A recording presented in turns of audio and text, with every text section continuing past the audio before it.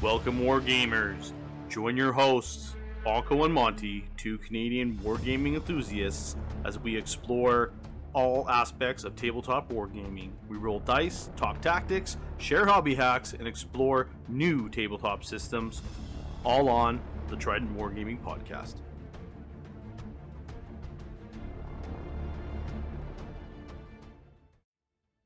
Hey everyone, welcome back to another episode of Trident Wargaming.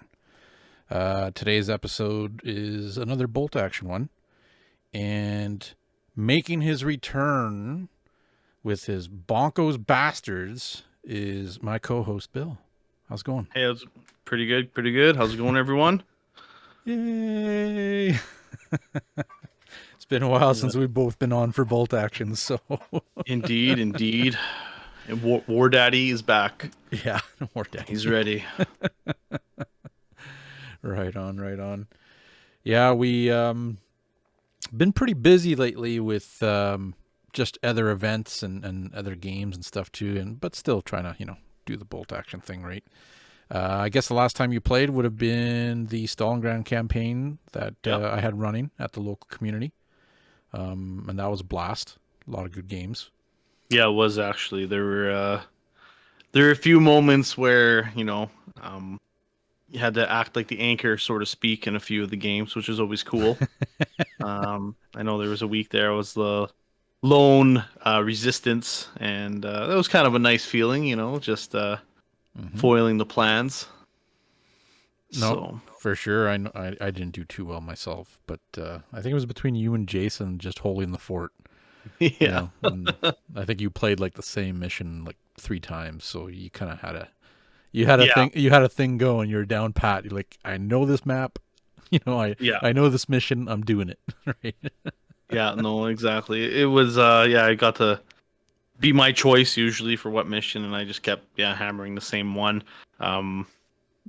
Just because I liked the way the mechanics worked out, and I had some tactics obviously as we continued to play in them. So it created a couple little instances where I was able to actually get the jump on my opponent just because I knew exactly how I was going to play the game at the time. So nice.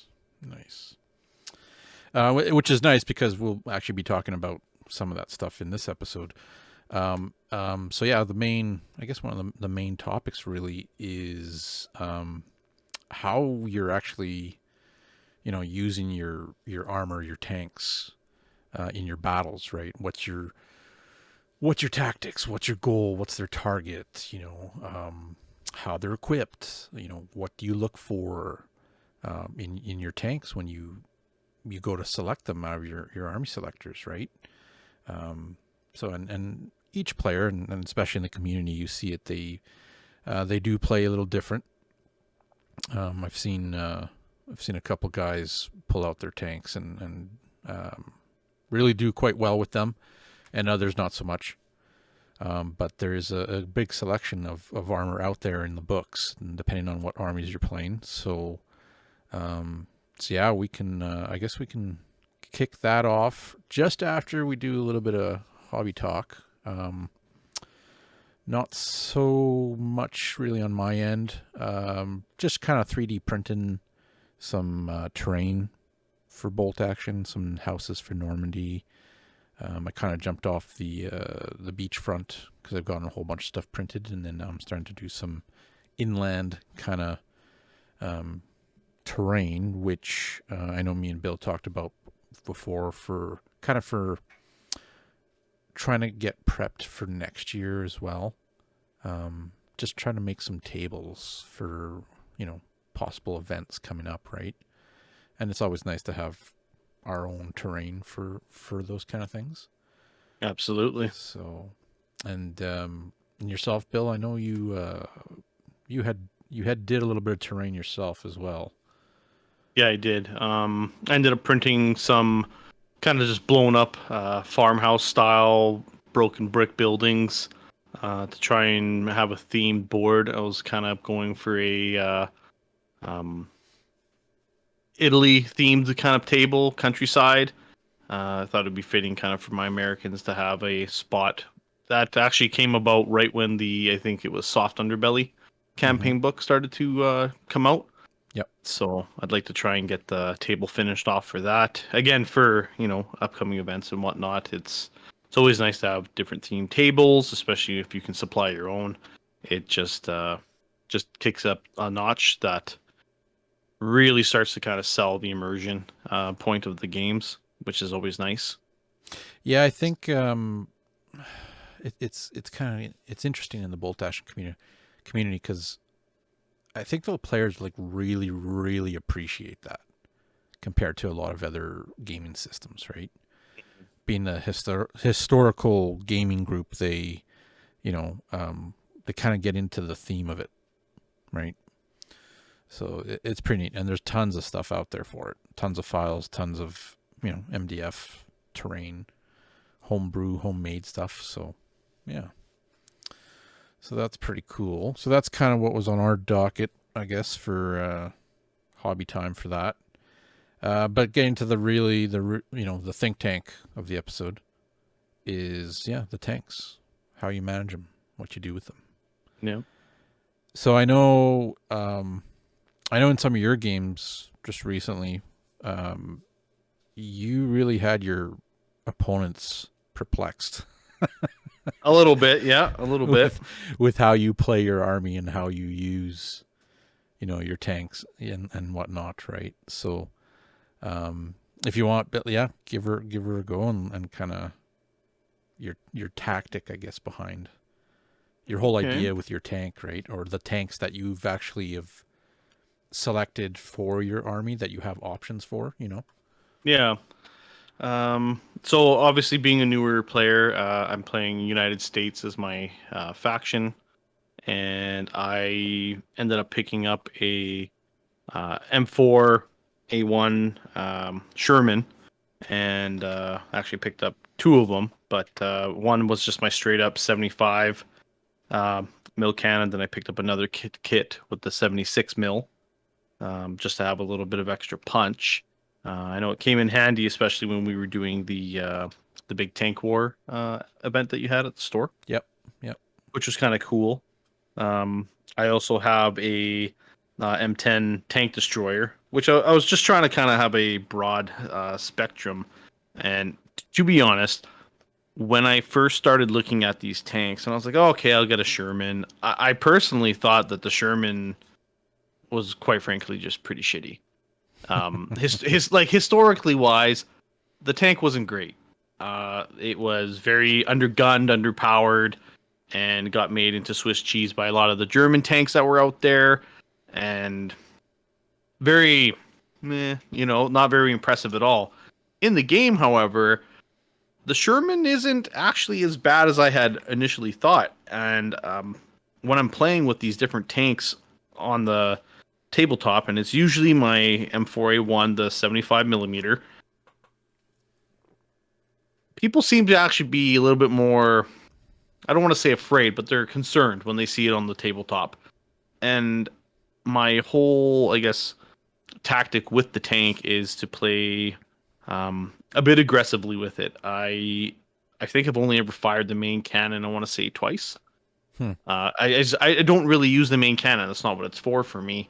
Um, I do usually equip it with a bunch of machine guns. Right, it's got the hull mount, the coaxial, and then I usually do give it a pintle mounted. Um, if the opponent has a mortar, I'm a little less hesitant. I'm more hesitant to kind of open up the pintle mount because I've been shown the error of my ways with a flamethrower team. So I'll try and take out the things that will hurt my tank first. But after that, like I roll up and just machine guns blaze. I very much use it to put pressure in certain spots. Um, my tactics with my army has become very mobile shooting force. I've gotten rid of all my SMGs. Everything's pretty much rocking bars or rifles because of the added range. So my whole squad can pretty much fire at 24-inch, which is really nice. And being able to be, Americans moving and firing without penalty is even better. So I try and I really do try and just load up a flank or rush that tank right up the middle, and really try and put it in my opponent's court of I want to force you to make decisions, and regardless of the decision you make, it's going to be a hard one Mhm. because you can concentrate on the tank, but there's still a lot of infantry bearing down on you. There's still going to be, support from a mortar team that I've recently adopted. I've also got sprinkling of only two MMG teams, not three, only two, because I, don't want to be too crazy. Um, and then running sniper, which is always nice, and then a new fan favorite of mine is a bazooka team. Although they're seldom effective, when it does hit and actually works, it works well. So, No doubt. um, but it's really using the tank as like a line of sight blocking unit, um, trying to just really put pressure on squads. Uh, Sometimes maybe going a little too ballsy with it because I do throw it in right up front and like very much in their face where they have to deal with it. But it is a lot of fun. The tank seems to perform quite well, especially with his machine guns. Um, the the main cannon is good. It will do some work on the tabletop, but nothing does work like those MMGs. No, no. It see, and that's the thing is I've been noticing, and I've had it happen to against me as well. Um, Multiple machine guns on the armor on the tanks, right? Like they're kind of key. Earlier today I was kind of going through and looking at some tanks and wrote down some notable tanks that they can punch out a lot of shots. So like on average, like some of the tanks really only have like maybe a hull mounted, MMG and a coaxial. So you're either firing your cannon or you're firing your coaxial, right? And that's going to be a lot of tanks probably from, you know, just your middle kind of the war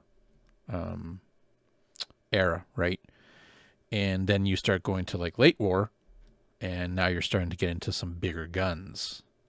Yeah. Your tanks cost a lot more. Some of them do have a fair bit of machine guns, but not like a lot of the early war tanks, right? Like there's a lot out there. Like I was looking at an Italian tank, and it's an M15/42 Fiat medium tank. The thing has a light anti-tank gun. It has two coaxial MMGs, two halted MMGs, and then you can pay another 15 points for a pintle-mounted MMG. So that's like 25 shots, right? Yeah. And I mean, it's a light tank, so it's 8 plus, and so 145 points base for regular, plus the 15, right? So what, 160 points? It's not bad, No, it's pretty good. right? Pretty good. Is it going to take on another tank? Probably not, right? No. But then you do have. There's a few other tanks. There's a couple Soviets, and there's the Stuart for the Americans has a whole bunch of shots too. Like multiple tanks like that are pretty cheap, around the 150 mark, 155 kind of mark. And I don't know.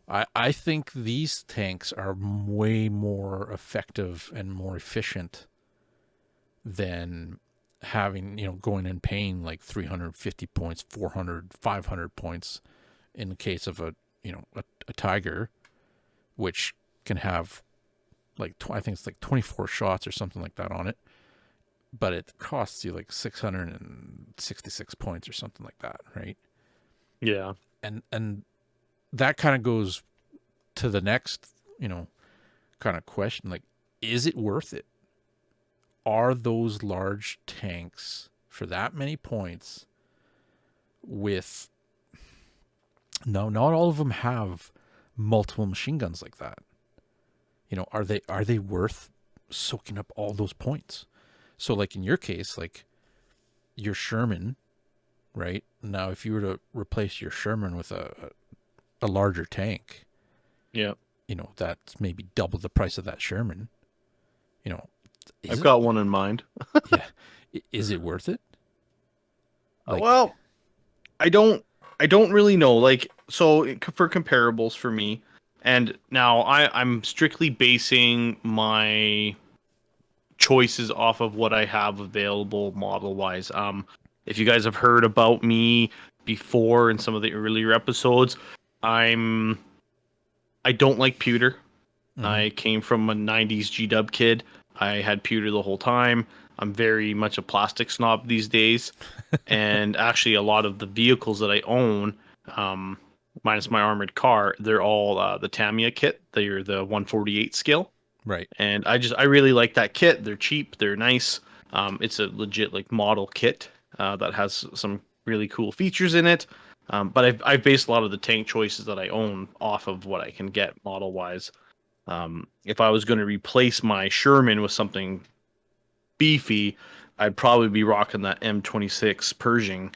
Um, but like I usually run my tanks all as vets, and just the comparison on what I'm paying for points, I'm going from uh, a Sherman at 244, just base stock, no upgrades, and the Pershing doubled is 484. But I can tell you right now, just by looking at this thing, that it doesn't have. It's still got the two MMGs on it. It's got a difference in tank. It's a 10 plus heavy tank, which is nice. It's got the super heavy anti tank gun, but I can get the same bang for my buck out of that Sherman Right. because I'm primarily using it for the MMGs. So it's would I go all in on a bigger tank like that? I think it could be fun. There's an allure to having the swinging dick on table. You're like, yeah, like, try and take me on. One-shotting someone else's tank is always kind of cool, but at the same time, I don't know. I like having a lot of infantry on the board as well. Um, so Hmm. I'm impartial to taking a cheaper tank, especially if I can get more machine guns out of it. That little Italian bugger you were talking about sounds quite terrifying to deal with. Yeah. Yeah.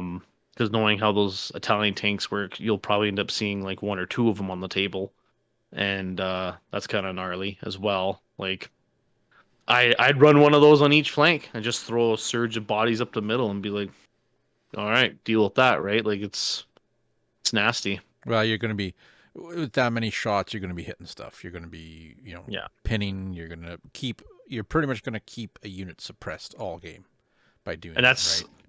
I think that's one of the biggest things I've learned with bolt action is when I'm playing, especially when you start getting into the orders and everything's starting to alternate. The goal for me is I want to take the scariest unit that my tank can't deal with because it's an infantry squad and it's not just you know it's behind hard cover, it's down, it's doing all this. My goal is to essentially pin them out Right. as much as I can, or make them waste their order so they can rally. Which, if they're spending turns rallying just to get rid of pins, that's you're doing your job because they're not returning fire at you, they're not moving towards objectives. There's a lot of things that you're forcing the opponent to not do, which is nice. Um, so yeah, I'm very partial to whatever I can get for best bang for your buck and loading up on MMGs. Personally, I really like that. I like that, especially when the Sherman has a 9+ armor value. It is surprisingly resilient, Yeah. which was really nice to see on the table. The one nice thing too about that is, you hear me talking about maybe some of these earlier war tanks or these lighter tanks that their main cannon isn't, quite that effective. Maybe it's a light anti-tank cannon. So, against light vehicles and lighter tanks, it'll be okay. But once you step up to, a medium tank kind of thing, or you get to a heavy tank where it actually has a pretty decent main cannon. Beautiful thing about the tanks is it's not all going against one unit, Yeah, right? So, if you have multiple hull mounted or a pintle mounted, MMGs, it's nice because you could be like, you know what, I need that infantry squad to get pinned out, or force them to go down kind of thing, right? But I do have a threat that I want to take out, and like, okay, it's another tank, for example, right? So it's nice that you can split your shots like that and whatnot. So I can see the benefit of going with a little bit of a heavier tank because of that. Like even a medium anti-tank gun, I mean, if you get a heavy anti-tank gun, cool, but you're probably going to see mainly mediums out there. Um, in a sense, I think maybe that might be a really good place for your options, right? Because like, yeah, you have the option of just firing all your machine guns, but then you have the option of your cannon, and not only that, when you're building your army, and you have options, to do it, but you don't necessarily have to take like an anti-tank gun team, No. right? Because your tank is kind of going to fulfill that role if your opponent has that threat on the board, right? Or even in their army. Who knows? You might be facing facing an army that's just all in armored transports, but they don't have any tanks, right? So your cannon is going to do some work against those transports, right? And even your MMGs. So there's stuff like that you got to kind of think about. Yeah, but there are some tanks out there that they look juicy, but they got some rules that are not so good, right? So comparing tanks and looking at stuff like there's I think it's an IS-2. It's a big tank. It's comparable to a Tiger tank, right? Has a big cannon on it.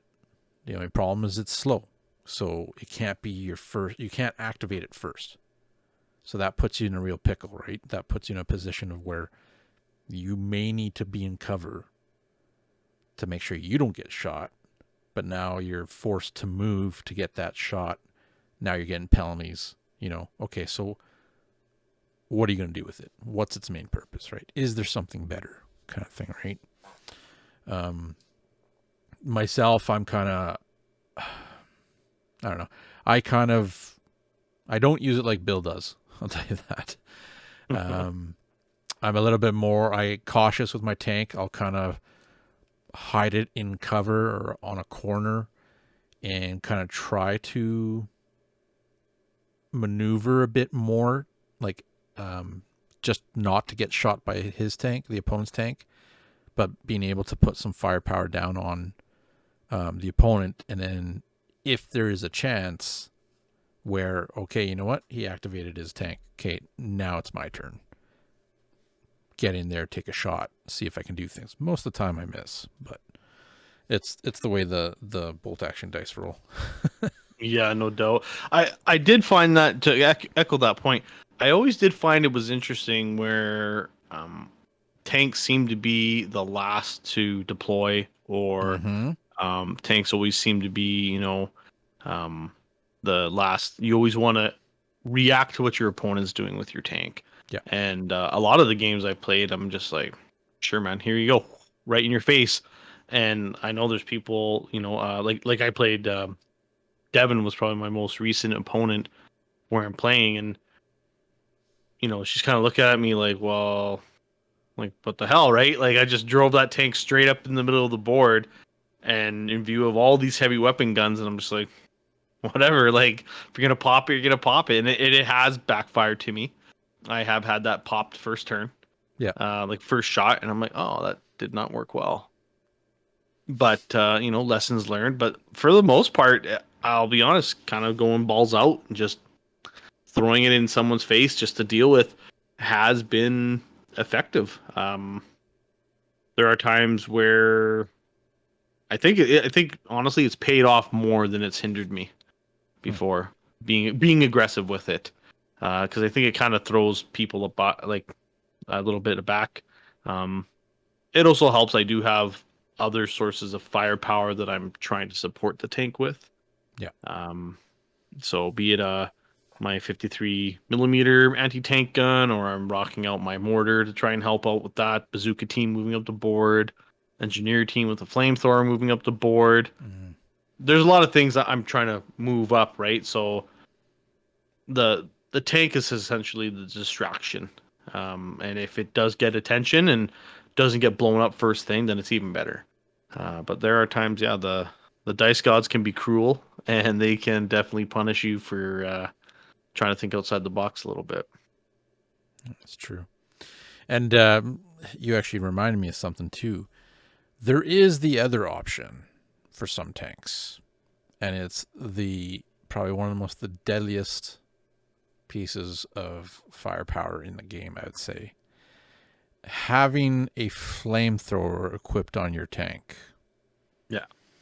Now, we all know what flamethrowers can do to infantry and actual armor as well, which is actually pretty scary.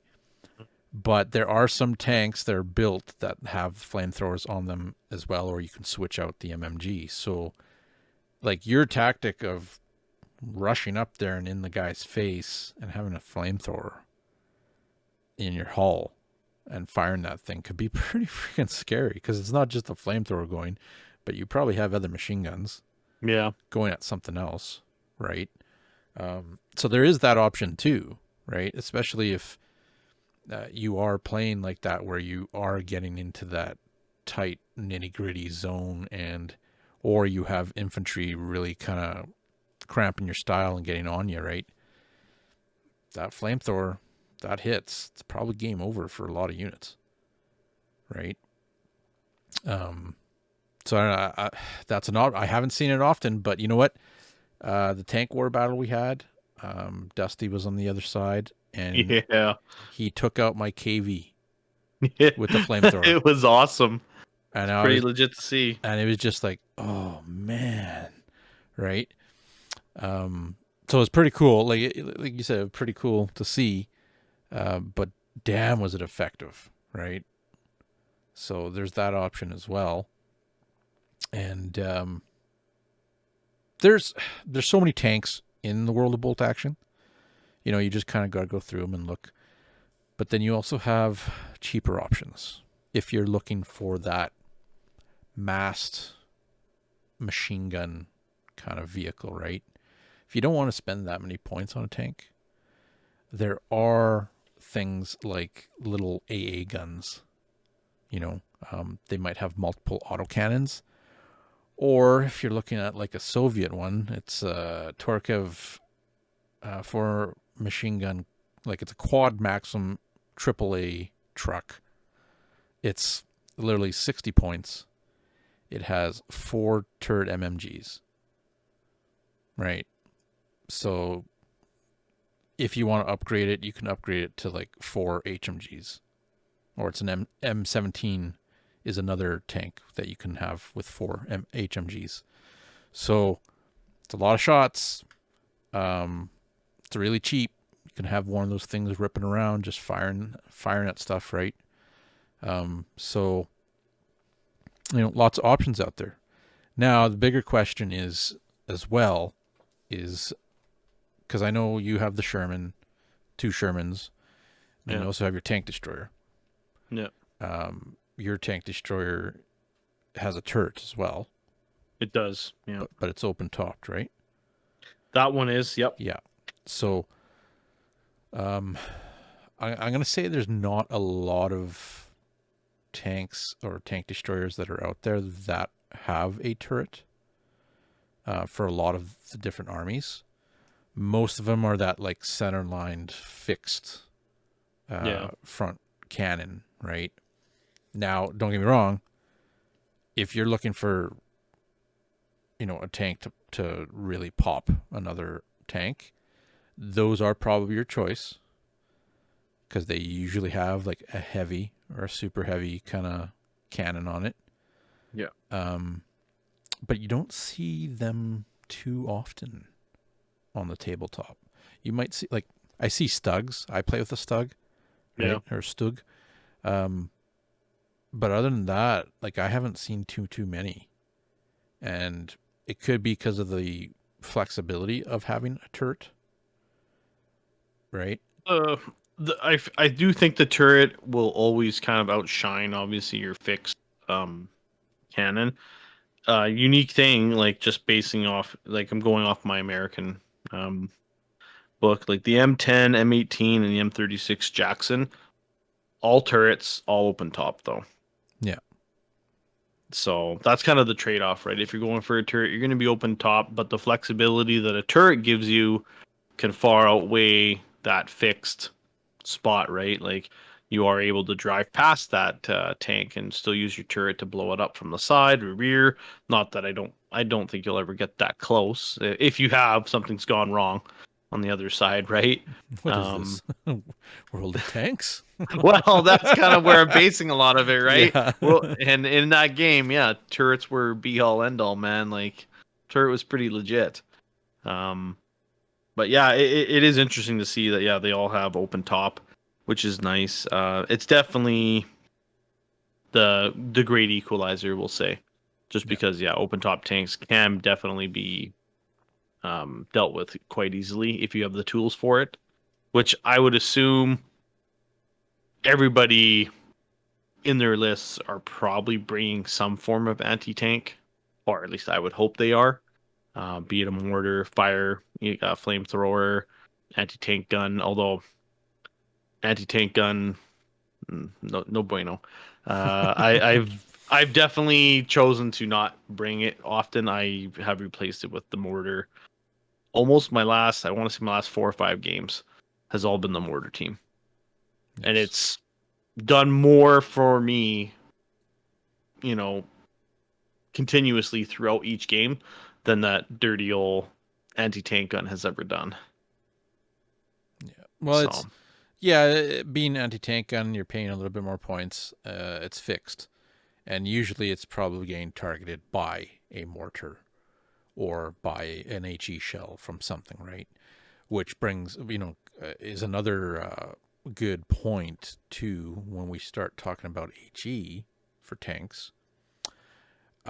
Myself, most tanks that I actually bring to the field, um, if I can get a howitzer on it, especially like uh, a medium heavy howitzer, but usually heavies are late war. Um, it's a big splash damage kind of weapon, but it also has a decent bonus to the armor penetration, right? So against light tanks and against smaller vehicles and maybe even medium tanks, it might be okay. But against the infantry, if you're able to land that template, to actually hit and place that template, like you can wipe out veterans easy, right? And I've said it time and time again in the past episodes, but there's that option too. Like, I don't know. I kind of look at it as I'm going to take the risk of not having too much anti-tank in my army, resources. Some armies are equipped better than others. My French really struggle against tanks. Most of their weapons are like light anti-tank with a low velocity, so I actually lose a plus. Instead of a +5, it's a +4 because it's low velocity, right? Just early war equipment, just crappy. But then you start going to some like the bigger tanks, like a Char, and it still has a light anti-tank gun on it, but it also has a howitzer on the hull, plus machine guns. So, pretty cool. It's slow. It has thick armor, and it can do some damage, but it's definitely not an anti-tank kind of weapon, right? But yeah, I don't know, howitzers. I've always had fun with them on tanks. Stugs, I've used them all the time. Puts it into the theme of the game as well for what I'm trying to accomplish with my tanks. So it's a little bit different than a lot of players because they'll go straight for the anti-tank. And the nice thing too about anti-tank, they do have the option for the smaller splash damage, right? The HE shell, at least they have that option too. Now, having units entrenched in buildings and having a tank with some large weapons, this is where I kind of prefer howitzers, especially the bigger howitzers, because if I get enough hits targeting a building, because it's easier to target the building than it is, an actual squad in the inside kind of thing. There's not so many modifiers. Now, if I score like those 10 hits, that building collapses and that unit's dead. Yeah. So, like, I've done it. I've wiped out a veteran German squad. I think they were SS or something. Just collapsed the building on them. They're just gone. Right? And you're just like, oh, damn. That's got to hurt. Right? I think you actually did that to my sniper team just to show me, hey, this is what can actually happen in a game. And I was like, oh, I don't like that. Yeah, that I don't like was, that at all. I think that was like your second game. Yeah. Yeah, I was showing you some different stuff. Yeah, that's right. Yeah, big bully. Yeah, there's so many options and different ways to play. Like, I do know one of the gentlemen in our community. He definitely builds some tough lists. He really kind of picks apart his army a bit, and he's ran like 2 reinforced platoons in order to actually bring 2 tanks. And let me tell you, when you see a Tiger tank and a Panther in the same force, it's a little scary. A lot of machine guns. Like, they're the backbone of that army that he played. And it's you're going to get that kind of play and thought into armies as well, just from playing multiple war games out there. But it's great to actually go against that. I know a lot of people might not like it. They might think it gamey. They might think it this or that. But I actually really enjoy going against that because it's a bit of a challenge. It's a challenge for my army. And it gives me that idea of like, okay, how am I going to maneuver my tank? Where am I going to go? What target should I try to take out first, right, with my weapons? How am I going to use my armor effectively to help me score these objectives, to help me protect these objectives, right? Because, like, you can look on the other side of the board and you can see those 2 tanks, and then you can see his units that can actually capture objectives, and you're like, oh, I can take these guys out no problem. Yeah. Forget the tanks. They can't pick anything up or whatever, right? But you can utilize your armor. Stay out of sight, maybe get an angle on an infantry unit that you can pepper, use your infantry to support your tank for any close encounters, or, maybe a flamethrower team's coming up on you and this, right? I think you did that to me, Bill, actually, with a flamethrower team against my Stug or something like that. I did. You came around the building, just took it out, right? And it was like, oh, damn, that was a good tactic. Yeah. Right? That's sorry to chime in there. That's one thing to consider as well. I have played that 2 tank force. I was able to kill one of them. But it also leads to kind of making sure, like, your battlefield is adequate terrain wise as well, because I'm not saying jam pack it all, but there should be a decent amount where you can kind of hide a little bit. And I know myself using the terrain and creating as many obstacles between me and that tank as possible to actually stay out of line of sight was very, very helpful in my game. I was able to last a lot longer against it, and there's more maneuvering involved, but you got to try and use all the tricks you can, really, when you're dealing with overwhelming superior firepower or superior force, right? Yeah. It's just little tactics you want to be mindful of. Sometimes you got to bait it out, bait your tank out, give them something to shoot at so you can keep that tank back, because you don't really want it pushing into your lines too much. If he just wants to sit back from afar, this is where it chimes into where Andy was saying, concentrate on the objectives, concentrate on killing the opponent's objectives takers. They're his troops because it will go a long way. Oh, So definitely. there's always ways to deal with it. There is, and having that threat of the tanks on the board, of course, in your mind, you're gonna start, first look at it and think, shit, how am I gonna deal with these, right? But some people get tunnel visioned in that's their target, that's what they want to take out. So they concentrate their whole army on that tank.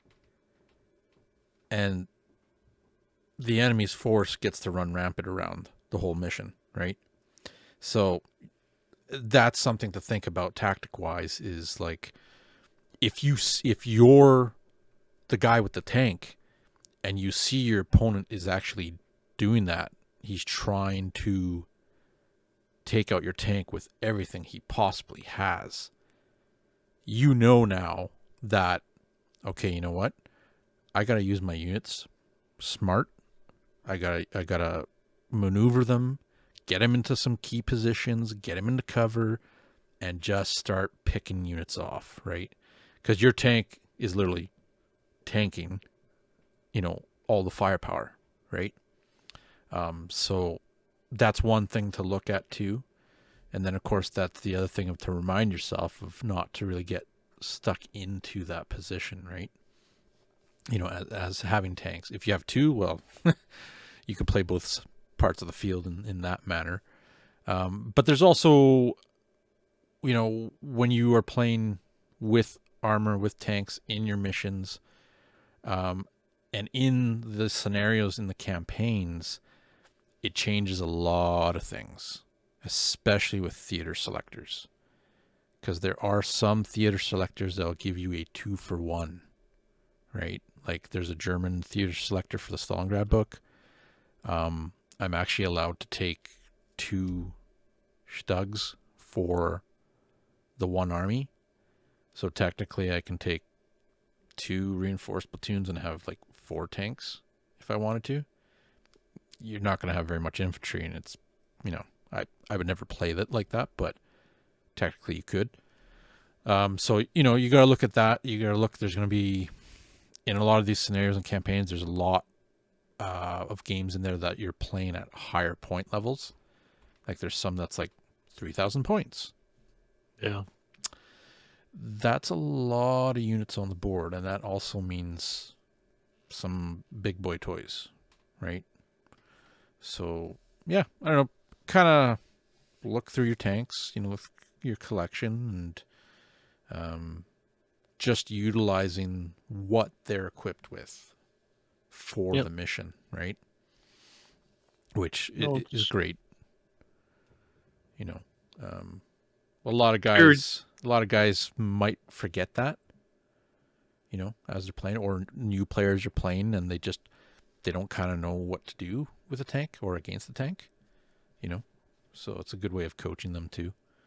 yeah. So, And to kind of, echo that point again, you don't need to take a tank yeah, in the game. It's helpful for sure, but you don't need to take one. Especially myself, using the Sherman mostly as a MMG boat, essentially. I could easily get the same bang for my buck with more mobility if I took 6 Jeeps instead. yeah, that's With true. with HMGs, right? Because they're 35 points a piece, so now they're 115 for 3, so 230 for 6 of them, and I'm still cheaper than that Sherman is.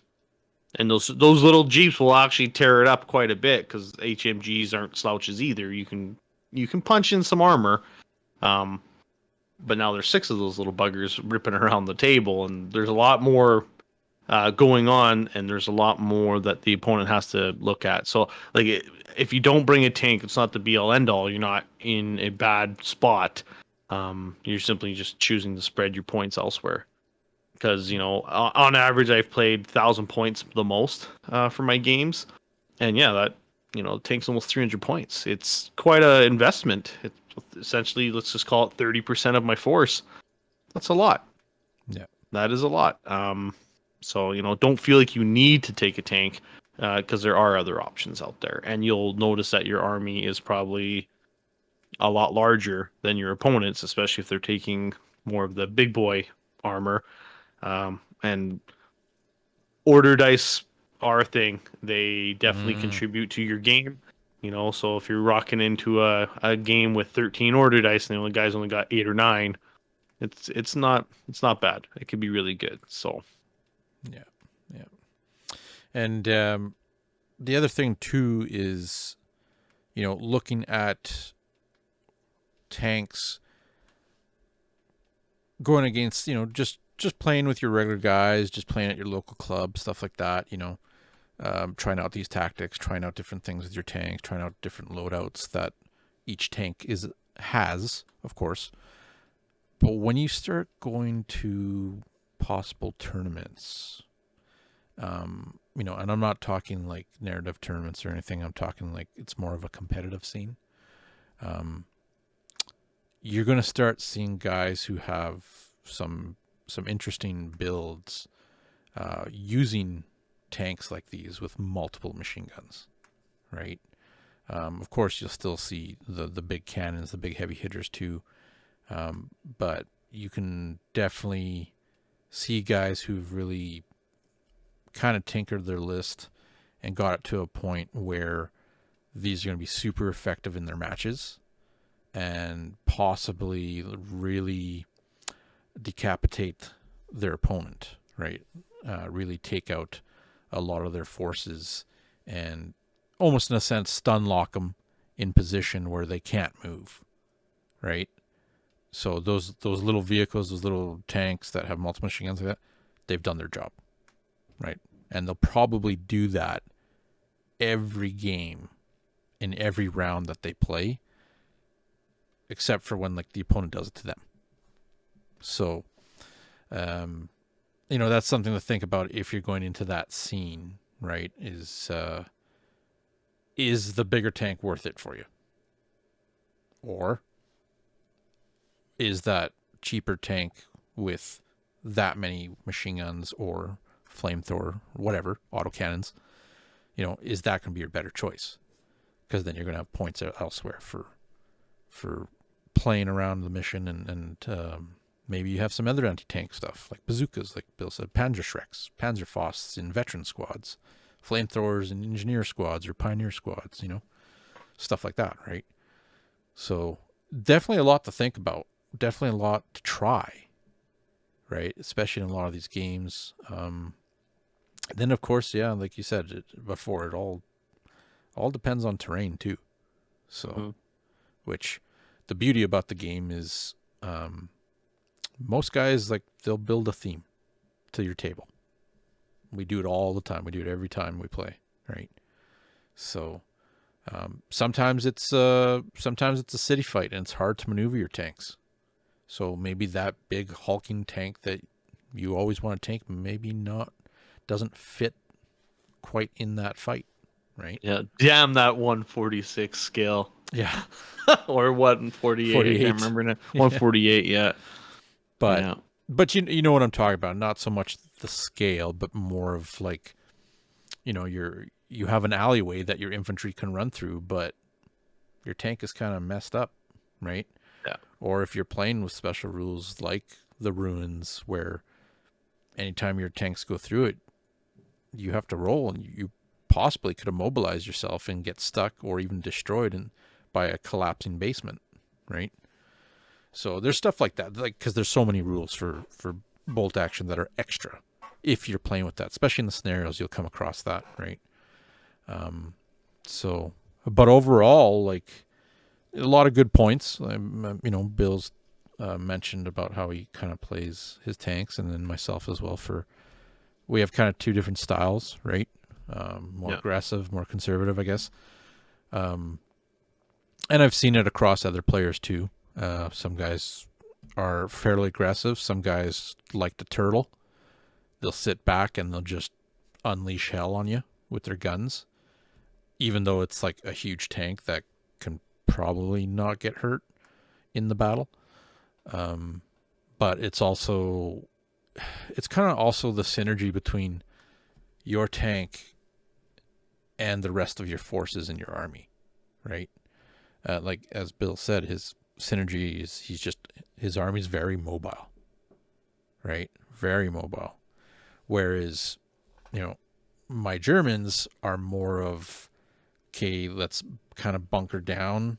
I don't have as many units as the opponent does because mine are more elite, right? I have more weapons equipped. So I kind of have to support my tank, but I also kind of have to bunker down a little bit and use my tank in certain positions, right? Try to come out at the last moment, pivot on that spot of that corner of that building, and get that shot because my opponent messed up his movement and now he gave me line of sight, kind of thing, right? So yeah, that's one thing to think about. The other thing to think about too is like there are some generic missions. There's one mission, I can't remember what it's called, but your units from reserves can come on any board edge, except for the last board edge that your opponent came from.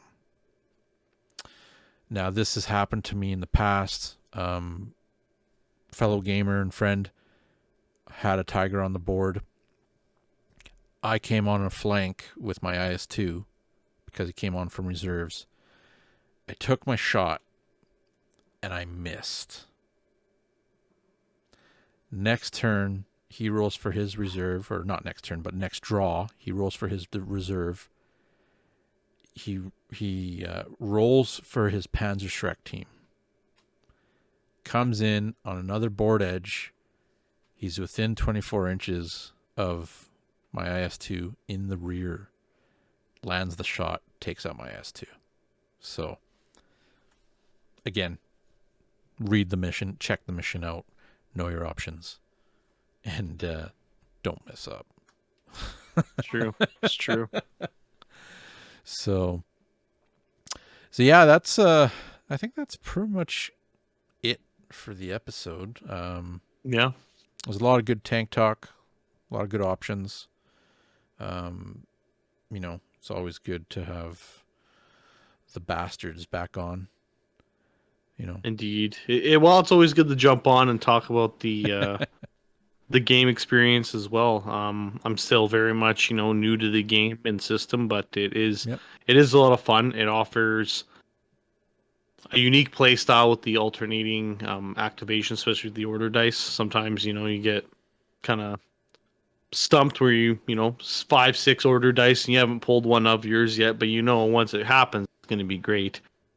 So that's always kind of a unique way, and it really makes that planning about, okay, you know what, you got to risk it for the biscuit sometimes. I'm praying to God I'm going to pull that order dice. It's going to be me first, because if it's not, you're probably going to miss out and or get your tank blown off the board or whatever the case may be. So it's definitely cool, but we definitely want to hear from all you listeners out there. How do you run your tanks? Are you finding tanks to be really effective on the table? We like connecting with you guys through comments on the various platforms that we're on. Definitely check out the socials that we're on. It's nice. It's nice to hear from all the different players out there, and checking out all the different pictures on Instagram and everything. It's really cool. There's so much offered from this particular game because of the historical aspect of it. I think people can relate to it a lot more. And what was that? What was that saying Dan said?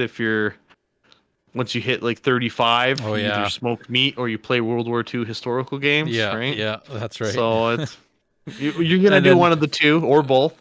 yeah, and then everybody kind of looks over at me and it's like, yeah, I'm 42, guys. I'm already playing bolt action. Yeah. So it is. It's true though. Yeah, It's true. it's true. It's one of those things, right? But it's great. And just another point, just before we take off, if you like what you're listening to, you like what you're hearing, definitely don't be shy. Give us a like. Share the episode with your friends. and even give us a review on the platform. Let us know what we're doing right, or if we're missing the mark on anything. It helps us improve the show, and we can continuously, update and make things better. So, all the feedback is welcome, be it good or bad. It's just it helps us make it better. Mm-hmm. So, Couldn't have said it any better. yeah. But yeah, thanks for joining us, guys. And like I said, and Bill mentioned, hope you liked it. Yeah. And keep on building, painting, and playing. Doing all that jazz, showing your pictures. We love it on Instagram. So, Yeah. hashtag Trident Wargaming, so we can check it out. It's true. That's true. In closing, yeah, may the order dice be in your favor, and may your damage be exceptional. Okay, see you guys. Catch you next Catch you time. later. Trident Wargaming. Build it, paint it, play it.